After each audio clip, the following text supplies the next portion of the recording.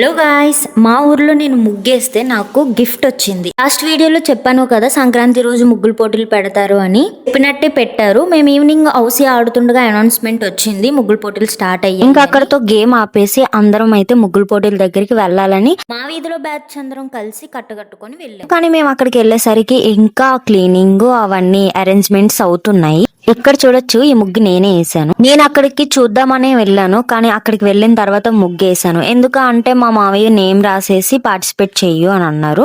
ఇక్కడ చూడండి, ముగ్గు మా తమ్ముడాలు వేసారు. ఈ ముగ్గులన్నీ చాలా బాగున్నాయి. మా ఊరు అమ్మాయిలు చాలా బాగా వేసారు కలర్ కాంబినేషన్స్ తోని.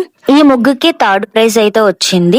ఈ ముగ్గుకి అయితే ఫస్ట్ ప్రైజ్ వచ్చింది. ఈ ముగ్గుకి అయితే సెకండ్ ప్రైజ్ వచ్చింది. చిన్నపిల్లలైనా చాలా బాగా వేసారు. ఇంక ఈ ముగ్గు అయితే మా మావయ్య వేసారు, ఇది నేనేసాను, ఇది మా తరుణ్ వేసాడు, ఫ్లాష్ మ్యాన్. ఇంకా నా ముగ్గు విషయానికి వస్తే అందరూ వచ్చి చాలా బాగా వేసావు, కానీ కలర్స్ వేస్తే ఇంకా బాగున్ను అని అన్నారు. కానీ నేను ముందుగా అనుకోలేదు కదా వేద్దామని. అందరూ వచ్చి అదే క్వశ్చన్ అడిగారు. నేను ముగ్గేసిన దానికన్నా వాళ్ళకి సమాధానం చెప్పడమే కష్టంగా ఫీల్ అయ్యాను.